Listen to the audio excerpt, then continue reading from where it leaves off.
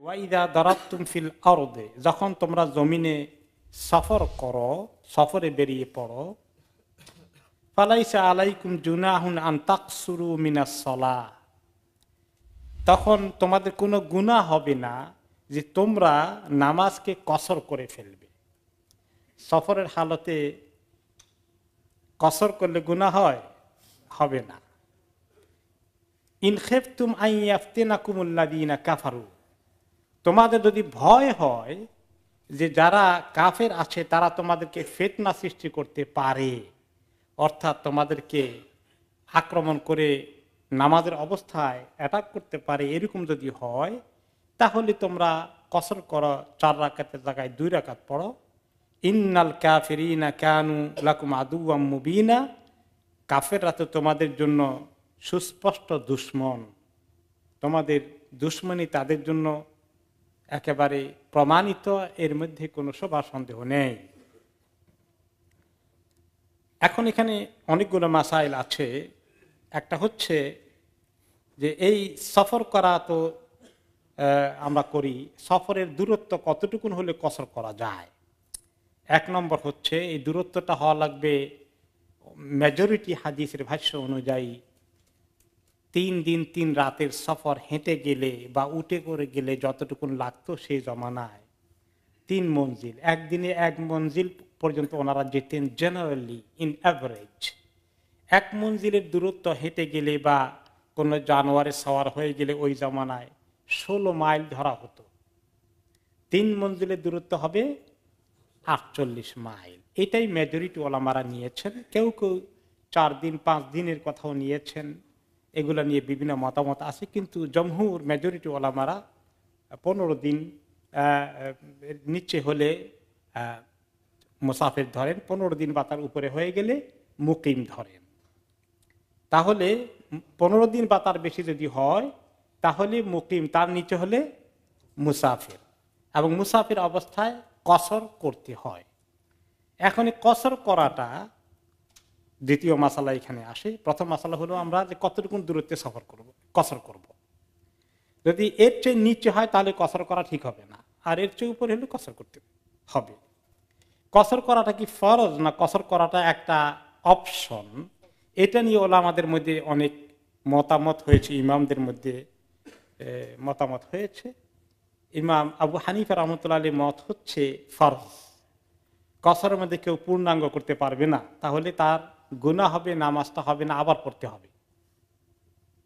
কারণ আল্লাহ তাআলা যখন অপশন করে দিয়েছেন, তখন আল্লাহ তাআলা যখন কমিয়ে দিয়েছেন, বান্দা তার চেয়ে বেশি মাতবরি করার দরকার কি? আল্লাহ তাআলা যখন রেখেছে 2 রাকাত করে দিয়েছেন, 2 রাকাতই করা উচিত। কিন্তু কোন কোন ইমাম নিয়েছেন যে 4 রাকাতও পড়া যেতে পারে, কারণ আল্লাহ তাআলা বলেছেন ফালাইসা আলাইকুম জুনাহুন, তোমাদের কোনো গুনাহ হবে না যদি কসর করো। এতে বোঝা গেল যে কসর করাটা অ্যালাউড করেছেন, হালকা করে দিয়েছেন, কিন্তু বেশি পড়লে যে গুনাহ হবে তাও তো বোঝা যাচ্ছে না। 4 রাকাতও পড়া যেতে পারে, এটার ব্যাখ্যা অনেক ইমামরা নিয়েছেন। 2টা ব্যাখ্যারই অবকাশ আছে, কোনোটাই রং বলার কোনো সুযোগ নাই। হ্যাঁ, আপনি কোনটা গ্রহণ করবেন সেটা ইতমিনান হওয়ার সুযোগ আছে, যে আমি এই নিলাম 2 রাকাত, আল্লাহ তাআলা যখন সুযোগ দিয়েছেন ওটার উপরেই থাকবো। কারণ রাসূলুল্লাহ সাল্লাল্লাহু আলাইহি সাল্লাম, আর ওনার সুন্নত থেকেও পাওয়া যায়, তিনি যখন সফর করেছেন তিনি 4 রাকাত পড়েননি। কয় রাকাত পড়েছেন?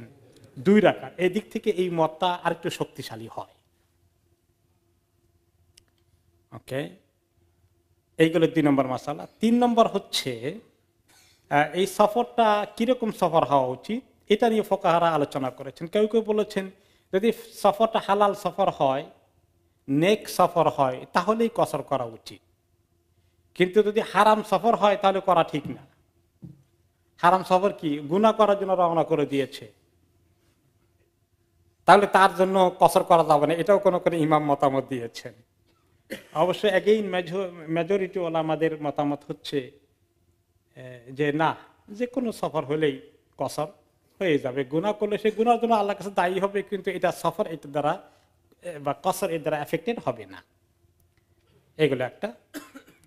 এরপরে আমরা দেখি যে ইন খেফতুম আন ইয়াফতিনাকুমুল্লাযীনা কাফারু, পরের অংশে আছে যে ওই সময় তোমরা কসর করবে যদি মনে করো যারা কাফের তোমাদের দুশ্মন গোষ্ঠী আছে তারা তোমাদেরকে, এগুলা কিন্তু যুদ্ধ সংক্রান্ত বিষয়ে আলোচনা চলছে, যে তোমাদেরকে হঠাৎ করে অ্যাটাক করে ফেলে কিনা সেটার জন্য তোমাদেরকে কসর করতে বলা হয়েছে।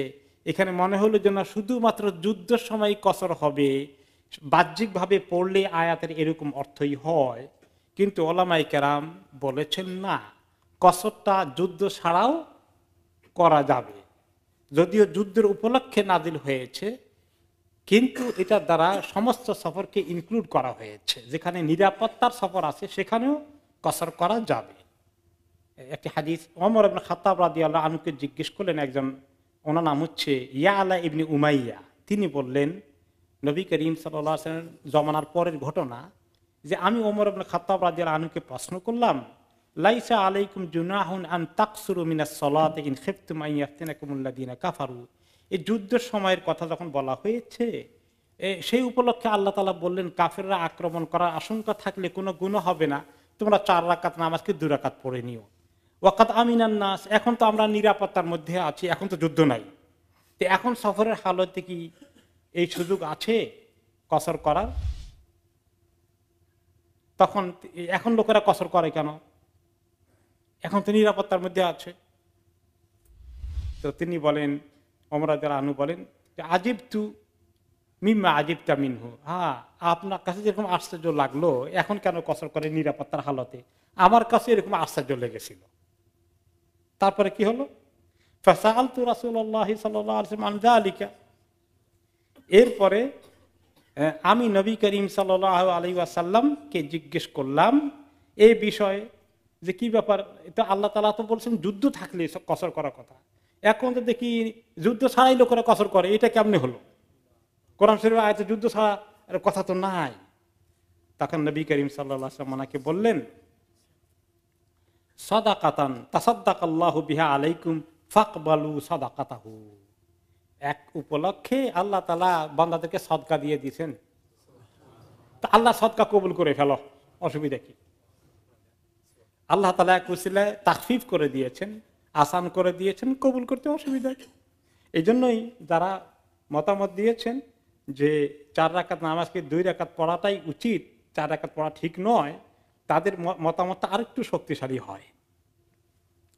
ওকে,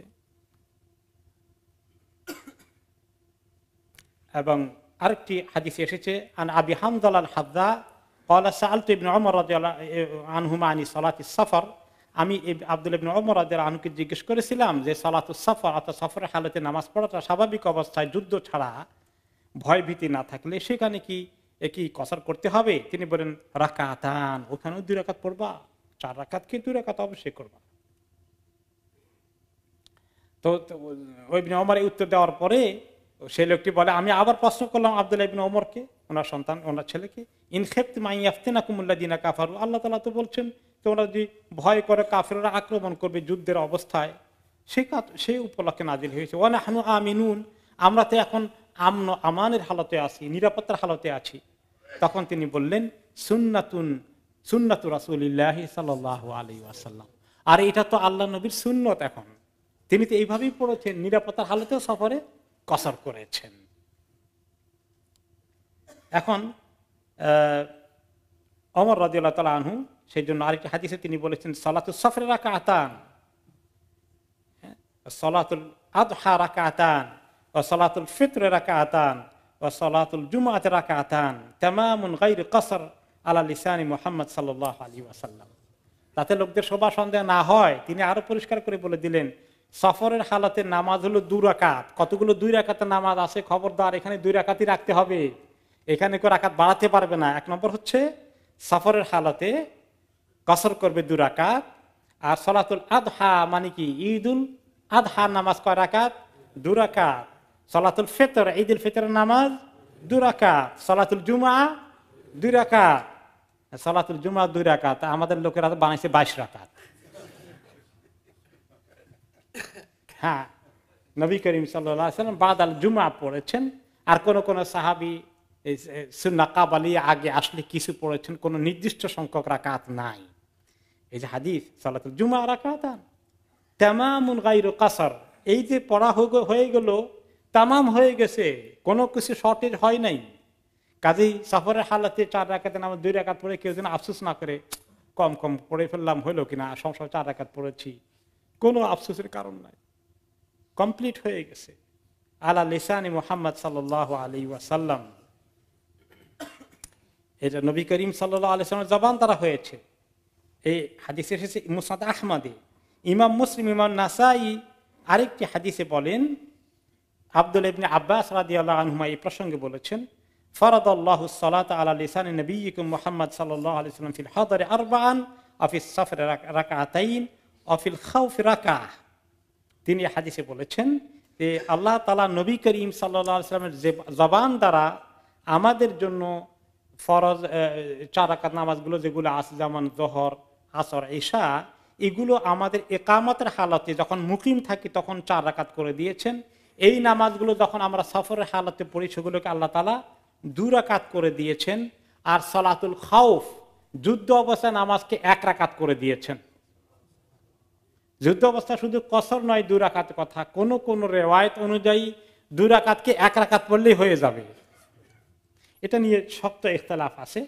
যাই হোক, এবং যুদ্ধে আমাদের মধ্যে কারো যাওয়া লাগতেছে না, এত ডিটেলস না জানলেও চলবে, তবে একটু ইশারা পাওয়া আর কি, বিস্তারিত ফিকহের কিতাবের মধ্যে আছে।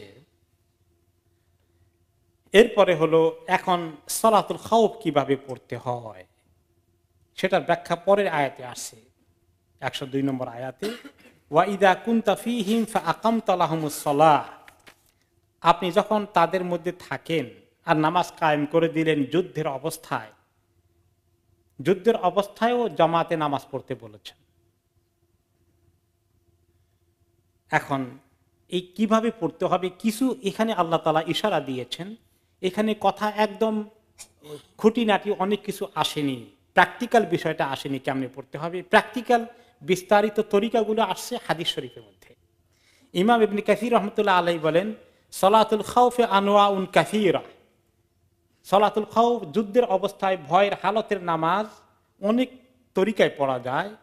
ফাইনাল কোনটা আছে 4 রাকাত নামাজ, কোনটা আছে 3 রাকাত নামাজ, কোনটা আছে 2 রাকাত নামাজ, কোনটা আছে লোকেরা যুদ্ধ করতেছে সফরের দূরত্ব আছে, আবার কোনটা যুদ্ধ করতে গিয়েছে সফরের দূরত্ব নাই, 48 মাইলের নিচে আছে, সেখানে কসর করবে কিনা, এগুলো নিয়ে বিস্তারিত আলোচনা আছে। আবার কোন সময় আছে যে এমন যুদ্ধের তুমুল অবস্থা, মারাত্মক অবস্থা, সেখানে কিন্তু জামাত করা যাবে না, সেখানে একলা পড়তে হবে। এমনকি সেখানে এমন ফুকাহা একরাম বলেছেন যে যুদ্ধ করবে আর নামাজ পড়বে, যুদ্ধ করবে আর নামাজ পড়বে কেমনি, যে রুকু সিজদা করবে না, ইশারা করবে, যুদ্ধের মধ্যে আছে, আর মুখতাসার সূরা দিয়ে, ছোট্ট সূরা দিয়ে পড়বে আর ইশারা রুকু সিজদা করবে, কারণ রুকুতে আর সিজদাগুলোতে দুশমন তাকে শেষ করে দিবে। এরপরেও নামাজ ছাড়া যাবে না। সুবহানাল্লাহ, নামাজকে এত শক্ত করে তাকিদ করা হয়েছে। আপনাদের অতি পরিচিত আলমানার ও আলবারাকা ইসলামিক শপ এখন নতুন সাজে দুবাই, সৌদি আরব ও মিশর সহ মধ্যপ্রাচ্যের বিভিন্ন দেশ হতে বাছাইকৃত ইসলামিক পণ্য সামগ্রী পাবেন এখানে। আরও পাচ্ছেন পুরুষ, মহিলা ও বাচ্চাদের ইসলামিক পোশাক, পারফিউম, সিডি, ডিভিডি ও গিফট আইটেম সহ সব ধরনের ইসলামিক বই। তাছাড়া হজ ও উমরার যাবতীয় সব পণ্য পাবেন এখানে। আমরা হোলসেল ও রিটেল দুটোই করে থাকি। 86A greenfield road, London E11EJ। Phone 0207377998। আলমানার, সবসময় আধুনিক। Salma designer abaya house. আমাদের রয়েছে আকর্ষণীয় ডিজাইনের দুবাই, সৌদি, ইন্ডিয়ান ও ইরানিয়ান আবায়া সহ কাফতান ও ওপেন আবায়ার বিশাল সমাহার। পুরুষদের জন্য রয়েছে দুরুস, আসিল, দাফা সহ বিভিন্ন ব্র্যান্ডের তোপ। হারামাইন তোপে রয়েছে 2 for 20 পাউন্ডের বিশেষ অফার। সব রকমের ইসলামী বইতে রয়েছে সর্বোচ্চ 40% ডিসকাউন্ট। বিভিন্ন ডিজাইনের waistcoat, Medina dates, rechargeable torch light, আতর ও পারফিউম সহ অন্যান্য পণ্য সামগ্রীতেও রয়েছে big discount sale. Salma designer abaya house, 118 white chapel Road, London E11JE। তো এখন এই আয়াতগুলোর মধ্যে কিছুটা তরিকা এসেছে যে আপনি যখন তাদের মধ্যে থাকেন, নামাজ পড়তে হবে, নামাজ পড়বেন। ফাআকামতা লাহুমুস সালাহ, নামাজের ইকামত শুরু করে দিয়েছেন, নামাজ শুরু করে দিয়েছেন। ফালতাকুম তাইফাতুম মিনহুম মাআকা, তাহলে আপনার সৈন্যদেরকে 2 ভাগ করে দেন, এক দল এসে আপনার পিছনে জামাতে নামাজ পড়ুক। এটা হলো তুমুল যুদ্ধ নয়, যুদ্ধের পরিস্থিতি আছে, কিন্তু প্র্যাকটিক্যালি মারাত্মক যুদ্ধ চলে নাই। যখন একদম তুমুল যুদ্ধ চলবে তখন আর জামাত নাই, প্রত্যেকে একলা একলা পড়বে, ইশারায় রুকু করবে, ঠিক আছে তো। কিন্তু যে কোনো সময় আক্রমণ হতে পারে ভয় আছে, এরকম ফিল্ডে যদি থাকেন তাহলে এক গ্রুপ নামাজ পড়ুক আপনার পিছনে, আরেক গ্রুপ অস্ত্র নিয়ে পাহারা দেখ দুশ্মনকে মোকাবিলা করার জন্য।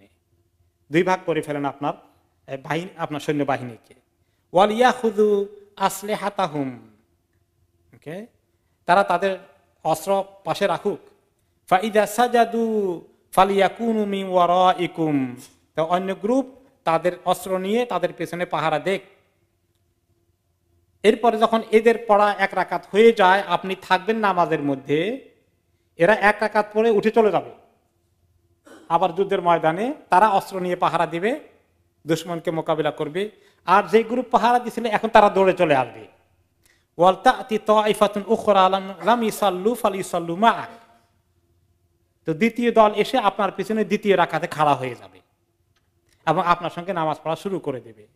ওয়াল ইয়াখুযু হিজরাহুম ওয়া আসলিহাতাহুম, এবং তারা তাদের অস্ত্র সব সাথে রাখবে, ওই গ্রুপও অস্ত্র তো নিয়ে দাঁড়িয়েই থাকবে, এবং তারা সতর্ক থাকবে। নামাজ পড়া অবস্থায়ও কিন্তু চোখ কান খাড়া রাখতে হবে কিছুটা। কেন? ওয়াদ্দাল্লাযীনা কাফারু লাউ তাগফুলুনা আন আসলিহাতিকুম ওয়া আমতিআতিকুম ফায়ামিলুনা আলাইকুম মাইলাতান ওয়াহিদা, যারা কাফের তারা অপেক্ষায় থাকে, তারা খুব আশা করে যে আপনারা অস্ত্র শস্ত্র থেকে একটু গাফিল হয়ে যাবেন, একটু নামাজে মনোযোগ দিবেন, আর তাদের সুযোগ এসে যাবে, তারা এক চোটে হামলা করে আপনাদেরকে শেষ করে দিবে। এই সুযোগ দেওয়া যাবে না। তো আল্লাহ তাআলা মুসলমানদের শুধু নামাজ চান, তাদের জীবনের নিরাপত্তা কি আল্লাহ তাআলা কনসার্ন নন? অবশ্যই কনসার্ন আছে। এখন এই যে একটা তরিকা আসলো, এতে বোঝা গেলে এক রাকাত পড়ে চলে যাবে আর বাকিরা এসে আরেক রাকাত পড়বে। এই যে দ্বিতীয় রাকাত গেলে কই, এক রাকাত তো নামাজ হয় না, এইখানে এতটুকুনি ইশারা আছে। বাকিগুলো হাদিসে অনেক তরিকা পাওয়া গেছে। তো কোন কোন হাদিসের তরিকায় পাওয়া গিয়েছে যে এক রাকাত করেই তাদের নামাজ হবে, মুক্তাদিদের আর লাগবে না। যুদ্ধ উপলক্ষে তাদের কসর 2 রাকাত নয়, 2 রাকাত থেকে 1 রাকাতে নেমে এসেছে, এটাই হয়ে যাবে। এটা কোন কোন ফুকাহা মত নিয়েছেন। ইমাম আহমদ বিন হাম্বল রাহমাতুল্লাহর একটা অপিনিয়ন আছে, আর ইমামের 2 রাকাত হয়ে গেল। কিন্তু ইমাম আবু হানিফা রাহমাতুল্লাহ আলাইহি ওনার ফর্মুলা হচ্ছে, বা আরো কিছু কিছু ইমাম মতামত দিয়েছেন, এই ক্ষেত্রে হলো যে না, 1 রাকাত পরে যারা চলে গেল তারা তখনও নামাজের হালতে, নামাজ ভাঙ্গে নাই, ওখানে পাহারা দিবে ঠিকই, কিন্তু তারা ব্রেক নিয়েছে, স্টিল নামাজের হালতে থাকবে, ওখানে দুশমনকে পাহারা দিবে। এই দ্বিতীয় গ্রুপের লোকেরা এই 1 রাকাত পড়ার পরে এরা আবার চলে যাবে অস্ত্র নিয়ে পাহারা দিবে। প্রথম গ্রুপ এসে নিজেরা 1 রাকাত একলা পড়বে, ইমামের 2 রাকাত শেষ হয়ে গেছে, কিন্তু প্রথম গ্রুপের কয় রাকাত হয়েছিল? 1 রাকাত। তো ওরা 1 রাকাত জমাতে পেয়েছে, আর দ্বিতীয় গ্রুপ 1 রাকাত জমাতে পেয়েছে।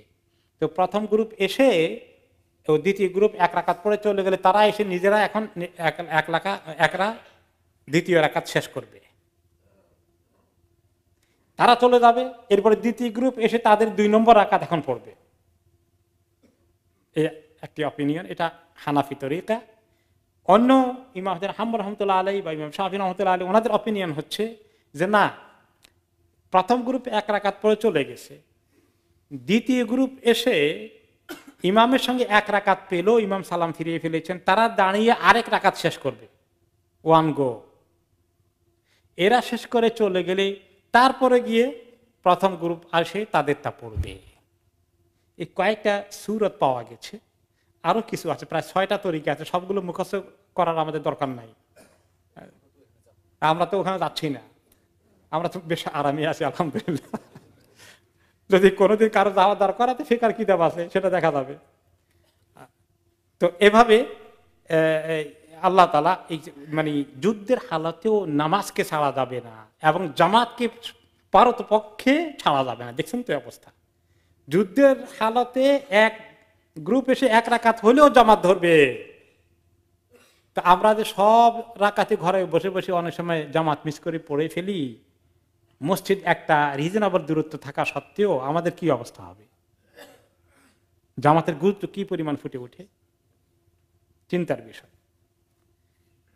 এরপরে আল্লাহ বলেছেন ওয়ালা জুনাহা আলাইকুম ইন কানা বিকুম আযাম মিন মাতারিন আও কুনতুম মারদা আন তাদাউ আসলিহাতাকুম ওয়া খুযু হিদরাকুম ইন্নাল্লাহা আ'আদ্দা লিল কাফিরিনা আযাবাম মুহিনা।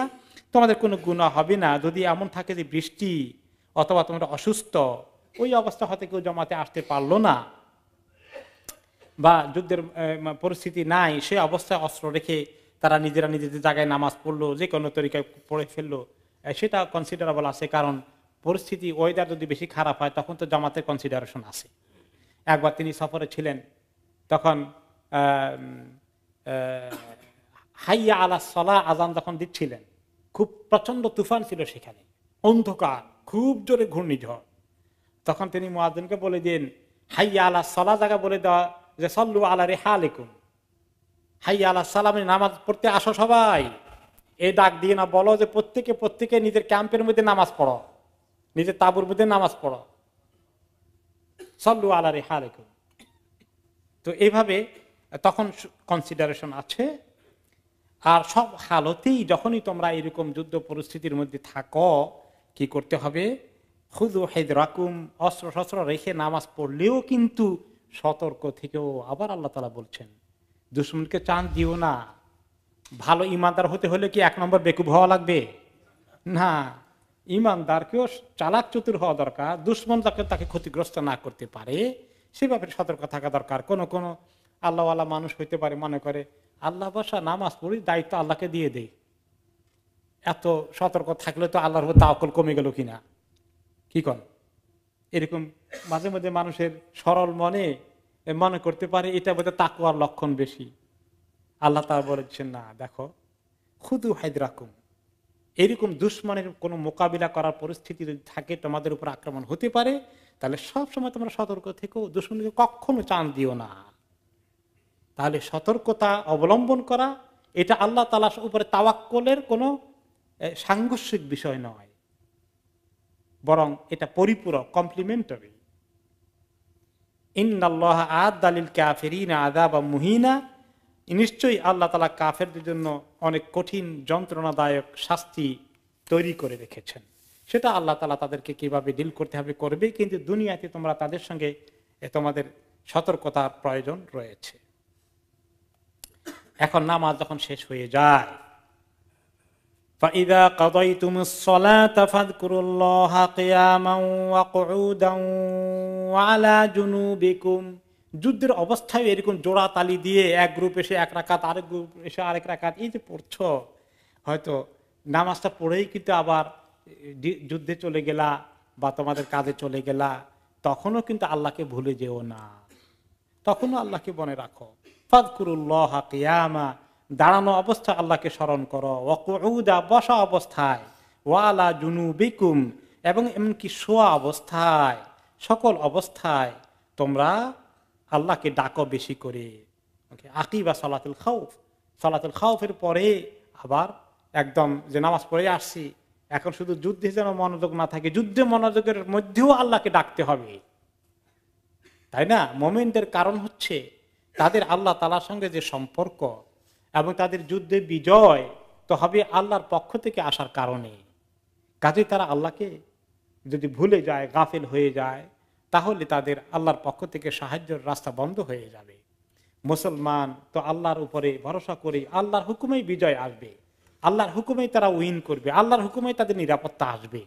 এই জন্য আল্লাহ তাআলার সঙ্গে সম্পর্ক কোনো অবস্থায় কম্প্রোমাইজ করা যাবে না। বেশি বিপদে পড়লে মানুষ এমন দোয়া দিয়ে শুরু করে দেয়, আমরা আল্লাহকে ডাকতেও ভুলে যাই অনেক সময়, এটাও ঘটে যায়। অতিরিক্ত পেরেশানিতে আল্লাহকে ডাকতে হবে, দোয়া পড়তে হবে, তাও ভুলে যায় মানুষ। সেটা যেন না ভুলে,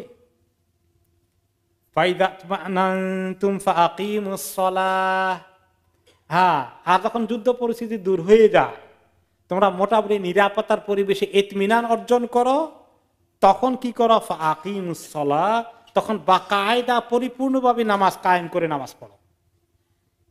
তখন নামাজের মধ্যে খুব সময় দাও, সুন্দর করে খুশু খুদুর সাথে, এবং নামাজে প্রত্যেকটি রাকাত যাতে মিস করো।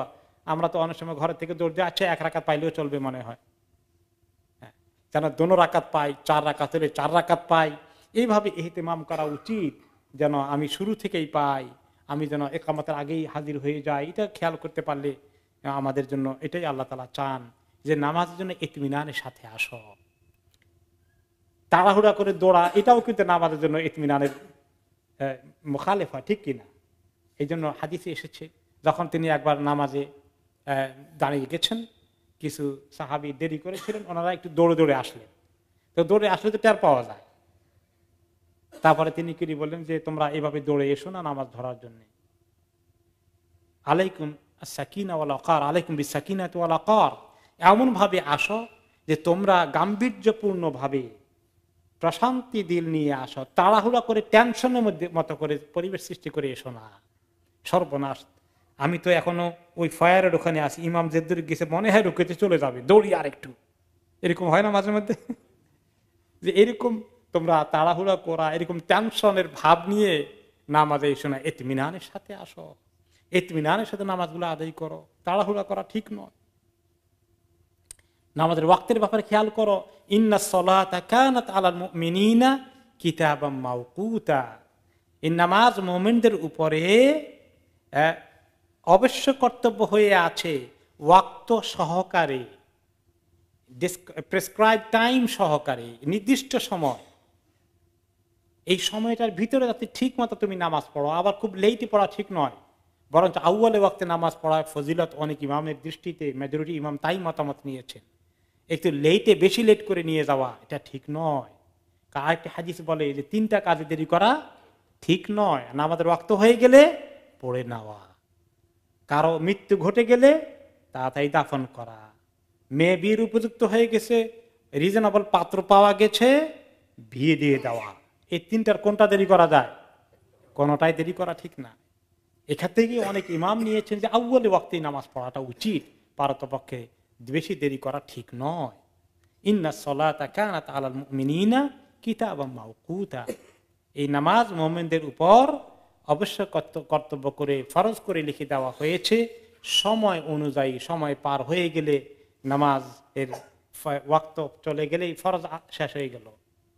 ওয়াক্ত মতো নামাজ পড়া অন্যতম ফরজ, অ্যাকসেপ্ট কোন সময় যেখানে আল্লাহ তাআলা জমা বাইনা সালাত তিনি অ্যালাউ করেছেন, 2 ওয়াক্তকে একসঙ্গে অ্যালাউ করেছেন, সেটা হাদিস থেকে সাবিত আছে বিধায় সেটার হুকুম আলাদা, এক্সেপশনাল কেস। এছাড়া নামাজকে ইচ্ছা করে কাজা করা, লেট করা অথবা নামাজের ওয়াক্তের আগে পড়ে নেওয়া, কোনোটাই নামাজ হবে না। নামাজ যেমন ফরজ, ওয়াক্ত মতো পড়াটাও ফরজ।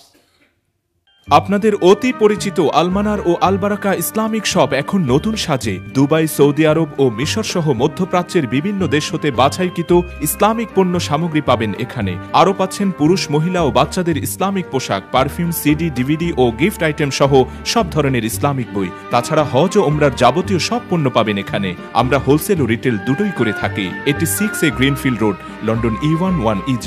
ফোন 0207779998। আলমানার, সবসময় আধুনিক। সালমা ডিজাইনার আবেয়া হাউস, আমাদের রয়েছে আকর্ষণীয় ডিজাইনের দুবাই, সৌদি, ইন্ডিয়ান ও ইরানিয়ান আবায়া সহ কাফতান ও ওপেন আবায়ার বিশাল সমাহার। পুরুষদের জন্য রয়েছে দুরুস, আসিল, দাফা সহ বিভিন্ন ব্র্যান্ডের তোপ। হারামাইন তোপে রয়েছে 2 for 20 পাউন্ডের বিশেষ অফার। সব রকমের ইসলামী বইতে রয়েছে সর্বোচ্চ 40% ডিসকাউন্ট। বিভিন্ন ডিজাইনের waistcoat, Medina dates, rechargeable torch light, আতর ও পারফিউম সহ অন্যান্য পণ্য সামগ্রীতেও রয়েছে big discount sale. Salma Designer আবেয়া House, 118 white chapel Road, London E11JE। ওয়ালা তাহিনু ফি ইবতিগাইল কওম, যুদ্ধ পরিস্থিতি এখনো শেষ হয়নি, সেই অনুসারে আলোচনা চলছে। দেখো, তোমরা তো যুদ্ধ করতে করতে টায়ার্ড হয়ে গেছ, কিন্তু যদি তোমাদের আশঙ্কা থাকে যে দুশমন আমাদেরকে তাড়া করবে, তাহলে দুশমন তাড়া করার আগে তোমরাই আগে দুশমনকে তাড়া করো, ধাওয়া করো। টায়ার্ড হয়েও না, কন্টিনিউ করতে থাকো তোমাদের ডিউটি মদিনা তৈয়বাতে মুসলমানদের জন্য, যতক্ষণ পর্যন্ত না আল্লাহ তাআলা এই মক্কা বিজয় করে ওনাদেরকে পুরো একটা মানে নিরাপত্তা দান না করেছেন মদিনায়, তো তখন পর্যন্ত ওনাদেরকে যুদ্ধ করে যেতে হয়েছে। তো কোনো কোনো সময়টা ওই তো ওহদের যুদ্ধ থেকে এসে আবার যেতে হয়েছে খাইবারের যুদ্ধে, তাই না? এসে ঘরেও যান নাই অনেক সাহাবীরা, হুকুম আসছে যে এখন আবার খাইবারে চলে যাও, তো টায়ার্ড না, এত যুদ্ধ করে আসছি, কেউ আহত হয়ে গেছেন, অনেকটা শহীদ হয়ে গেছেন, বাকির একটু রেস্ট দরকার। আল্লাহ তাআলা বলেছেন ওয়ালা তাহিনু ফি ইবতিগাইল কওম, ক্লান্ত হয়ে পড়ো না তাদের পিছনে ধাওয়া করতে, চালিয়ে যাও, যেতে হবে। ইন তাকুনু তা'লামুনা ফাইন্নাহুম ইয়া'লামুনা কামা তা'লামুন, তোমরা কষ্টে আছো, কষ্ট পাচ্ছ, তোমাদের শরীরে আঘাত লেগেছে, আহত হয়ে আছো, ব্যথা লাগছে, তোমাদের অনেকে শহীদ হয়েছে, যুদ্ধের মধ্যে তো এই সমস্ত রিস্ক আছে, তো তোমাদের যেরকম কষ্ট হয় তারাও কষ্ট পায়। দুশ্মনও কি সব আরামে থাকে নাকি? তাদের গায়েও আঘাত লাগে, তাদেরকেও মরতে হয়। তো তারা যদি বাতিলের জন্য মরতে পারে, আঘাত হজম করতে পারে, তোমরা তো হকের জন্য আসো, তো তোমরাও কি কষ্ট করতে রাজি হবে না? কারণ তারা তো মরে গেলে ফিনারে জাহান্নামা খালিদিনা ফিহা, তোমাদের জন্য তো জান্নাতুন তাজরি মিন তাহতিহাল আনহার। কাজেই তোমরা টায়ার্ড হবা কেন, ক্লান্ত হবা কেন, তোমরা পালাবা কেন? তোমরা তোমাদের কাজে এগিয়ে যাও। ওয়া তারজুনা মিনাল্লাহি মা লা ইয়ারজুন, তোমরা আল্লাহর কাছে বিরাট পাওনা আশা করছো, তারা তো এগুলো কিছুই আশা করে না। তারা তো জানে মরে গেলে সব ফিনিশ, তোমাদের মরে গেলে আল্লাহর কাছে শাহাদাতের মর্যাদা অনেক বিরাট। ওয়া কানা আল্লাহু আলিমান হাকিমা, আর আল্লাহ তাআলা সব জানেন এবং আল্লাহ তাআলা সবচেয়ে বেশি বুদ্ধিমান, সবচেয়ে বড় বুদ্ধিমান। তার অর্থ হলো যে মুসলমানদেরকে 5 ওয়াক্ত নামাজ পড়তে হবে ওয়াক্ত মতো, এটা যে কত কাজের জিনিস, কত দরকারি জিনিস, এটা তো অনেক সময় অনেক ডিস্টার্ব কেউ মনে করতে পারে। নাউজুবিল্লাহ, ছুটির দিনে অনেকে কমপ্লেন করে যে শীতের দিনে উইন্টারে মুশকিল, জোহর পরে আসলে আসর আবার চিন্তা, আসর পরে আসলে পিছন দিয়ে মাগরিব শুরু হয়ে গেল, কি করে কোনো কাজ করা যায় না। নাউজুবিল্লাহ, এরকম বিরক্ত হওয়া যে এত ঘন ঘন নামাজ, আমরা তো কাজই করতে পারতেছি না, এরকম মনে করা যে আল্লাহ তাআলা এই কি করলেন, 5 ওয়াক্ত না করে কমাই দিলে ভালো হতো কিনা, এরকম যদি কারো মাথায় বুদ্ধি চলে আসে, এটা আমরা আল্লাহ রাব্বুল আলামিন জানেন যে বান্দার কাজ থাকবে, ব্যবসা থাকবে, চাকরি থাকবে, বান্দার বিভিন্ন ওজর থাকবে, তাকে 5 ওয়াক্ত নামাজ পড়তে হবে, এগুলা তার যে কষ্ট হবে, এগুলা আল্লাহ তাআলা আগাম জানেন না? অবশ্যই জানেন।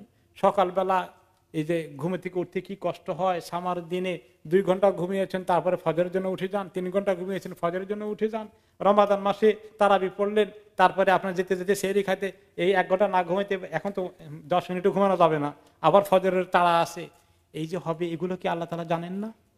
এই যে বিলেতের মতো ইউরোপের যে ছোট্ট দেশে বা স্ক্যান্ডিনেভিয়ান কান্ট্রিতে, এখানে রোজা থাকবে, দিন লম্বা হবে, রাত্র ছোট হবে, ওয়াক্ত নামাজের এরকম তাড়াহুড়া লেগে যাবে, এই যে কষ্ট হয়, এগুলো সম্পর্কে আল্লাহ তাআলা জানতেন না?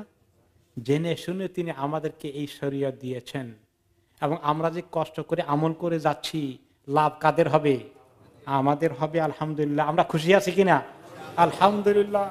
আল্লাহ তাআলা যে আমাদেরকে হিম্মত দিয়েছেন, তৌফিক দিয়েছেন, আলহামদুলিল্লাহ। আল্লাহ তাআলা যেন কবুল করেন, আমাদের কামিয়াবি নিশ্চিত হয়ে যাবে ইনশাআল্লাহ। এই কষ্ট যেটা হয় কিয়ামতের দিন, যখন আপনি এই পুরস্কার পাবেন, আমলনামায় দেখবেন জান্নাতের নিয়ামত পাবেন, আপনার এই কষ্ট কিছুই কষ্ট মনে হবে না। আপনি খুশিতে আল্লাহকে শুধু শুকর জ্ঞাপন করবেন, আলহামদুলিল্লাহিল্লাযী হাদানা লিহাযা ওয়া মা কুন্না লিনাহতাদিয়া লাউলা আন হাদানাল্লাহ। আল্লাহ তাআলা যে আপনাকে হেদায়েত দিয়েছেন, তৌফিক দিয়েছেন এই কাজ করার জন্য, আপনি খুশি হয়ে যাবেন। আল্লাহ তাআলা অন্যায় কিছু দেননি, আমাদেরকে যা কিছু দিয়েছেন সবগুলো আমাদের ফায়দা, এগুলো সব জানেন আল্লাহ তাআলা। এরপরে সফরের হালাতে কি করতে হবে, দুশমনের মোকাবেলা কিভাবে করতে হবে, কিভাবে রেডি থাকতে হবে, অ্যালার্ট থাকতে হবে, এগুলো আল্লাহ তাআলা সব জানেন, বিধায় আমাদেরকে বলে দিয়েছেন। শরীয়তের সকল হুকুম, সকল ফর্মুলা, প্রত্যেকটি বিধান, পর্দা পুশিদা, হালাল হারাম, এই যে হালাল হারাম বাঁচতে বাঁচতে ব্যবসা করা দেন, অনেক ব্যবসায়ী লোকেরা ব্যবসা করতে চায়, বিভিন্ন পরামর্শ করে, এই ব্যবসা করবো কিনা, এটার মধ্যে একটু ইয়া আছে, না এটা তো করা যাবে না, মুশকিল, ব্যাংক থেকে লোন নেওয়া যাবে কিনা, না নেওয়া যাবে না। এরপর এইভাবে করে দেখা যায় খালি না না না না। এখন মাঝে মধ্যে লোকেরা বলে কি করি, ব্যবসার তো কোনো রাস্তায় খুঁজে পাচ্ছি না, মনে হয় যেন কষ্ট লাগা শুরু করে দিয়েছে। শরীয়তের কোনো হুকুম আমাদের জন্য আল্লাহ তাআলা কষ্টের জন্য চাপিয়ে দেননি, আমাদের কল্যাণের জন্যই দিয়েছেন। এই আস্থা রাখা দরকার, এই কনফিডেন্স আল্লাহর প্রতি থাকা দরকার যে আল্লাহ তাআলার জ্ঞান অনেক বেশি, আমার কাছে উল্টা মনে হলে আমারই জ্ঞানের কমতি ছাড়া আর কিছু না। এই প্রসঙ্গে লিঙ্ক করেই আল্লাহ তাআলা পরের আয়াতে বলছেন, ইন্না আনজালনা ইলাইকাল কিতাবা বিল হাক্কি লিতাহকুমা বাইনান নাসি বিমা আরাকাল্লাহ ওয়া লা তাকুন লিল খাইনিনা খাসীমা। আমি আপনার প্রতি নাজিল করেছি এমন কিতাব, এই কিতাবটি নাজিল করেছি হক সহকারে। হক, এই কিতাবের প্রত্যেকটি কথা হক। কোরআনে কারিমে যা কিছু আল্লাহ তাআলা দিয়েছেন, হ্যাঁ, নারীদের অধিকার, পুরুষদের অধিকার, কোনটা না হক? সবগুলোই হক। দুনিয়ার কোন কোন মানুষ, মুসলমান আপত্তি করে যে পিতা মাতার সম্পত্তির মধ্যে মেয়ে আর ছেলে সমান পাইল না কেন? কোরআন তো ইনজাস্টিস করেছে নারীদের প্রতি। লা হাওলা ওয়ালা কুওয়াতা ইল্লা বিল্লাহ। প্রত্যেকটি কথা হক এবং জাস্ট, কোনটাই না হক নয়। এরপরে মানুষের মধ্যে মানুষের ফয়সালা করতে দেওয়া, বিচার আচার করা, এগুলোর ফর্মুলা কোরআনে পাকে আল্লাহ তাআলা দিয়েছেন কিভাবে করতে হবে। ইন্না আনজালনা ইলাইকাল কিতাবা বিল হক, কেন এই হক কিতাব দিয়েছি? লিতাহকুমা বাইনান নাসি বিমা আরাকাল্লাহ, যাতে করে আপনি লোকদের মধ্যে ফয়সালা করে দিতে পারেন হকের ভিত্তিতে।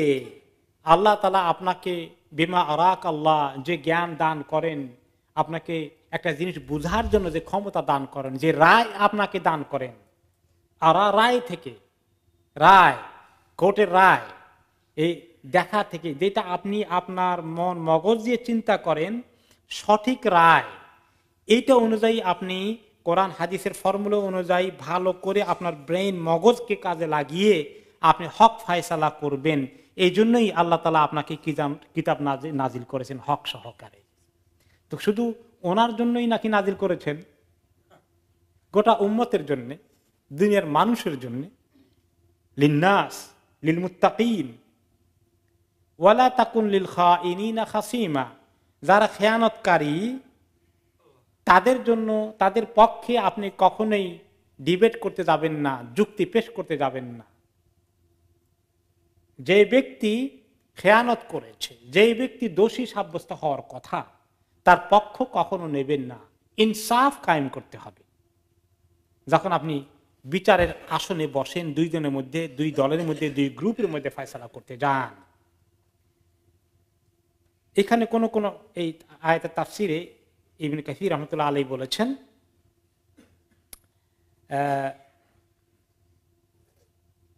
যে তোমরা দেখো, একটা হাদিসে রাসূলুল্লাহ সাল্লাল্লাহু আলাইহি ওয়াসাল্লাম বলেছেন, আলা ইন্নামা আনা বাশার। উম্মে সালামা রাদিয়াল্লাহু আনহা বলেন যে রাসূলুল্লাহ সাল্লাল্লাহু আলাইহি ওয়াসাল্লাম শুনতে পেলেন, সামিয়া জালাবাতু খাসামিন বিবাবি হুজরাতিহি, ওনার দরজার সামনে তিনি কিছু কথাবার্তা, তর্ক বিতর্ক, ঝগড়া ফাসাদের মাথা শুনতে পেলেন। কি? কেউ বলতেছে এটা আমাদের হক, এটা তোমাদের হক না, তোমরা বেশি নিয়েছ, আমরা আমাদেরকে কম দিয়েছ, এরকম খুব চলতেছে। দুই গ্রুপের মধ্যে তর্ক বিতর্ক চলতেছে, বা দুইজনের মধ্যে এরকম ভাগ বাটোয়ারা নিয়ে, হক নিয়ে, ব্যবসা বাণিজ্য নিয়ে আমাদের মধ্যে ঝগড়া ফাসাদ দেখেন কিনা? হয় না? হয়।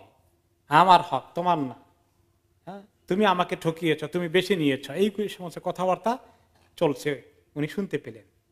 এখন ফাখারাজা ইলাইহি, তো ওনারা এসছেন নবী করিম সাল্লাল্লাহু আলাইহি ওয়াসাল্লামের কাছে ফয়সালা করার জন্য। এখন তিনি বললেন, দেখো আমার কাছে তো আসছো, ফয়সালা তো আমি করবো, ওয়া ইন্নামা আনা বাশার, মনে রেখো আমি কিন্তু মানুষ। আল্লাহ নবী মানুষ না ফেরেশতা? তো কেউ কেউ মনে করে আল্লাহ নবী মানুষ হয় কেমনে? এই যে কি যে বুদ্ধি মানুষের মাথায় আছে, আল্লাহ নবীকে মানুষ বললে বেয়াদবি হয়ে যায়। তো আল্লাহ নবী নিজেকে মানুষ বললেন, আল্লাহ তাআলা ওনাকে সূরা কাহফের শেষে বলে দিয়েছেন, কুল ইন্নামা আনা বাশারুম মিসলুকুম, আমি তোমাদের মতই মানুষ, তবে পার্থক্য কি? ইন্নামা ইউহা ইলাইয়া, আমার কাছে ওহী আসে, এই কারণে আমি নবী হতে পেরেছি, তোমাদের কারো কাছে ওহী আসে না। তো নবী হয়ে গেলে আর মানুষ থাকেন না নাকি? ভুল। আল্লাহ ইন্নামা আনা বাশার, দেখো আমি মানুষ। ওয়া ইন্নামা আকদি বিনাহমি মিম্মা আসমাউ, আমি ফয়সালা করব কিসের ভিত্তিতে জানো? যা তোমাদের কাছে শুনি, শোনার ভিত্তিতে আমি ফ্যাক্টটাকে যতটুকুন বুঝতে পারি সে অনুযায়ী ফয়সালা দেব যে মালটা কার, সম্পত্তিটা কার, এই ফয়সালা আমি তার ভিত্তিতে করব। ওয়ালা আল্লাহ আহাদাকুম আন ইয়াকুনা আলহানু বিহুজ্জাতিহি মিন বা'দ, কিন্তু কোন কোন সময় দেখা যায় তোমাদের কেউ কেউ কারো কারো চেয়ে বেশি এক্সপার্ট নিজের কেসকে সুন্দর করে সাজাতে, খুব করে তার তার বিপক্ষে, মানে হকটা তার নয়, ক্লেম করতেছে, কিন্তু ক্লেমটাকে খুব সুন্দর করে সাজাতে পারে। আর যে বেচারা হকওয়ালা সে সাজাতে পারেনি। কিন্তু আমি কি করব, বাহ্যিকভাবে কে ঠিক মতো পয়েন্টগুলো জোগাড় করতে পেরেছে আমি তার কথায় ভিত্তিতে ফয়সালা করে দেবো, ফাকদি লাহু, তার পক্ষে রায় দিয়ে দেব। আমার কাছ থেকে কেউ যদি এরকম তার প্রেজেন্টেশনের ভিত্তিতে রং রায় নিয়ে যায়, আরেকজনের মালের ফয়সালা তার জন্য করে দেই, তাহলে কি হবে জানো? ফামান কাদাইতু লাহু বিহাক্কি মুসলিমিন, তার কথা অনুযায়ী আরেক মুসলমানের হক তাকে দেওয়ার ফয়সালা যদি আমি করে দেই, আমি না জানার কারণে তোমার কথার ভিত্তিতে, ফাইন্নামা হিয়া কিতআতুম মিনান নার, তাহলে মনে রেখো আমি তোমার পক্ষে রায় দিলাম, এটা তার জন্য একটা জাহান্নামের টুকরা তার জন্য বরাদ্দ করে দিলাম। ফালিয়াহমিলহা আও লিয়াদারাহা, এখন সে চিন্তা করে দেখুক, নাহক রায় আদায় করে নিয়ে আমার থেকে সে জাহান্নামের টুকরা নিয়ে আগুন নিয়ে নেবে, নাকি এই হক ছেড়ে দিবে, ভাই দরকার নাই, তোমার হক তুমি নিয়ে যাও। আল্লাহ তাআলা এই মুসলমানদেরকে এরকম ইনসাফ কায়েমের জন্য এখানে যে তাকিদ দিলেন, কোরআন হাদিস এগুলোর প্রিন্সিপাল আছে, কিন্তু বাস্তবে যখন কোর্টগুলো ডিল করবেন, কোনো জাজ এবং তাদেরকে যারা ডিফেন্ড করবে, তাদের জন্য আল্লাহ তাআলা সাংঘাতিক শক্ত প্রিন্সিপাল দিয়েছেন। ওয়ালা তাকুনিল খাইনিনা খাসিমা, খবরদার যারা খেয়ানতকারী, যারা আরেকজনের সম্পত্তি দখলকারী, কখনো তাদের পক্ষে ডিফেন্ড করবেন না, তাদের পক্ষে রায় দিবেন না, তাদের পক্ষে কেস নেবেন না। ওয়াস্তাগফিরিল্লাহ, আর আল্লাহর সঙ্গে ইস্তেগফার করেন, গুনাহ মাফ চান। কোনো কারণে যদি কোনো মিস্টেক হয়ে যায়, এই জন্য জাজ সাহেবদেরকে বেশি করে ইস্তেগফার করতে হবে, বিচারকদেরকে আল্লাহর কাছে বেশি করে ইস্তেগফার করতে হবে যে আল্লাহ, না জেনে কোনো কারণে যদি কোনো কারো হক নষ্ট করে উল্টা রায় দিয়ে থাকে, আল্লাহ মাফ করে দাও। ইন্নাল্লাহা কানা গাফুরার রহিমা, নিশ্চয়ই আল্লাহ রাব্বুল আলামিন অনেক কিছু মাফ করেন, তিনি অনেক বেশি মাফ করেন, তিনি অনেক রহমদিল। ওয়ালা তুজাদিল আনিল্লাযিনা ইখতানুনা আনফুসাহুম ইন্নাল্লাহা লা ইউহিব্বু মান কানা খাওয়ানান আফিমা। ওই আগের কথাটাকে রিপিট করছেন, আরো কনফার্ম করছেন, তাকিদ দিচ্ছেন, আজ কখনো বিতর্ক করবেন না, ডিবেট করবেন না, যারা নিজেদেরকে খেয়ানত করে, যারা নিজেরা গুনাহ করে, যারা নিজেরা আরেকজনের সম্পত্তি দখল করে বা নিজেরা কোনো গুনাহ করে বসে, এদের পক্ষ থেকে আপনি কখনো ডিফেন্ড করবেন না। এবং যারা এরকম করে খেয়ানতকারী হয়ে যায়, গুনাহগার হয়ে যায়, আল্লাহ তাআলা তাদেরকে কখনো পছন্দ করেন না। এই বিষয়ের কথাটি পরের আয়াতের সঙ্গে একটু সম্পর্কিত আছে, আমরা সেটা আগামী সপ্তাহে একটু শুনবো ইনশাআল্লাহ। আপনাদের অতি পরিচিত আলমানার ও আলবারাকা ইসলামিক শপ এখন নতুন সাজে দুবাই, সৌদি আরব ও মিশর সহ মধ্যপ্রাচ্যের বিভিন্ন দেশ হতে বাছাইকৃত ইসলামিক পণ্য সামগ্রী পাবেন এখানে। আরও পাচ্ছেন পুরুষ, মহিলা ও বাচ্চাদের ইসলামিক পোশাক, পারফিউম, সিডি, ডিভিডি ও গিফট আইটেম সহ সব ধরনের ইসলামিক বই। তাছাড়া হজ ও ওমরার যাবতীয় সব পণ্য পাবেন এখানে। আমরা হোলসেল ও রিটেল দুটোই করে থাকি। 86A greenfield road, London E11 EJ। Phone 0207377998। আলমানার, সবসময় আধুনিক। সালমা ডিজাইনার আবেয়া হাউস, আমাদের রয়েছে আকর্ষণীয় ডিজাইনের দুবাই, সৌদি, ইন্ডিয়ান ও ইরানিয়ান আবায়া সহ কাফতান ও ওপেন আবায়ার বিশাল সমাহার। পুরুষদের জন্য রয়েছে দুরুস, আসিল, দাফা সহ বিভিন্ন ব্র্যান্ডের তোপ। হারামাইন তোপে রয়েছে 2 for 20 পাউন্ডের বিশেষ অফার। সব রকমের ইসলামী বইতে রয়েছে সর্বোচ্চ 40% ডিসকাউন্ট। বিভিন্ন ডিজাইনের waistcoat, Medina dates, rechargeable torch light, আতর ও পারফিউম সহ অন্যান্য পণ্য সামগ্রীতেও রয়েছে big discount sale. Salma Designer আবেয়া House, 118 white chapel Road, London E11 JE।